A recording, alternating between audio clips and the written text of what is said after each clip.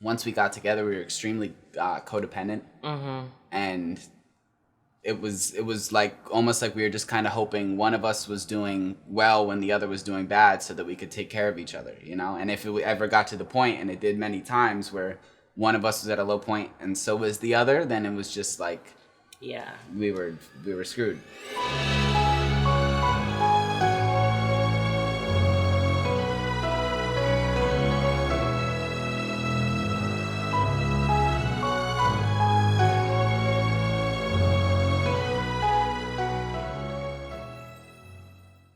I suffer from bipolar disorder and complex PTSD along with anxiety and depression, and Brian is a recovering addict. When we met, I was still very much in active use, and Dee really didn't know that. Dee wasn't very aware of that. They kind of just thought that I was a weirdo who stayed up till like 9 a.m. because it was fun to do, and it's not fun to do, believe it or not. And Dee was at a point mentally that it's a night and day change to see how they can handle themselves now versus where they were, you know. And same goes for me. The journey to get to where we are now, arriving to the point of trust and honesty and open communication. We were both very open people when we met each other, when we got together. It did take time, I think, almost to believe each other, though.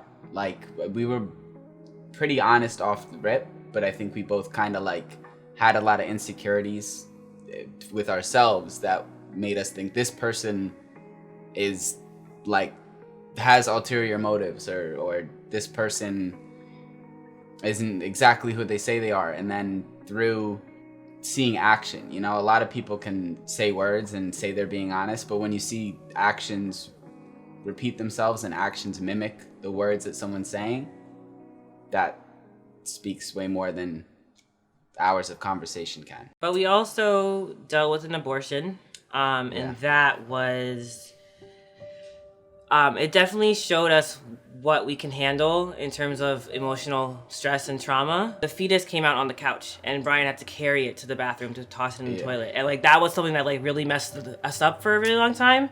And we didn't really talk about it too much because we just wanted to get past it. But when we did talk about it, we took into consideration the guilt that we felt and the pain that we felt because we had to go through that in the first place. But it's like situations like that that really like reinforced our relationship and made us realize that if we can get through these things, then we can definitely get through anything else that life has to throw at us. Something that we did as we were both like in the beginning, early in our relationship, we decided that we both wanted to get into therapy just so that we're not relying on each other so much for support. We've held up to that standard, and we still both go to therapy, and like that's something that we really do pride ourselves with, because we have been codependent before, and we know what that's like, and we didn't want to be like that forever. And so getting into therapy and getting help on our own ends was really something that helped both his sobriety and my mental illness journey. And it's only been going up since we decided to do better for ourselves, and that's something that's really cool. So the polyamorous relationship for us is very relaxed. So when we first started dating, he was very monogamous and I was not. And so I tried monogamy for 2 months and it was not for me. So we had to like work into making him comfortable with polyamory and unlearning jealousy and learning to trust each other in a different way than we'd had before. My thought with it was when we first started it, like Dee tried out monogamy, right? And they went out of their comfort zone to do it, and it didn't work for them. And that'd be super selfish if I wasn't willing to do the same, right? And it was really like I never really thought about something, because I am naturally like a character defect for me is like jealousy and envy.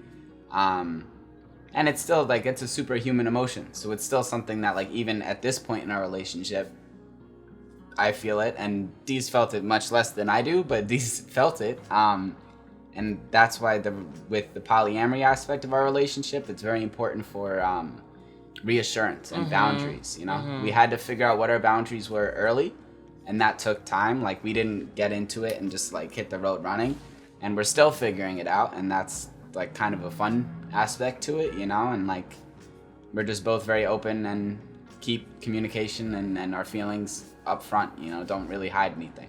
It'll be 4 years in July that we've known each other, and I'm not tired of him yet. And I think that's pretty cool. Because like I get tired of everyone for like I need some space from people for the most part. But I've spent almost every day with him for the last 3 years, and I am not tired of it, and I'm really happy about that. To see both of us kind of striving to improve and pushing each other and helping each other, it's like it's really amazing.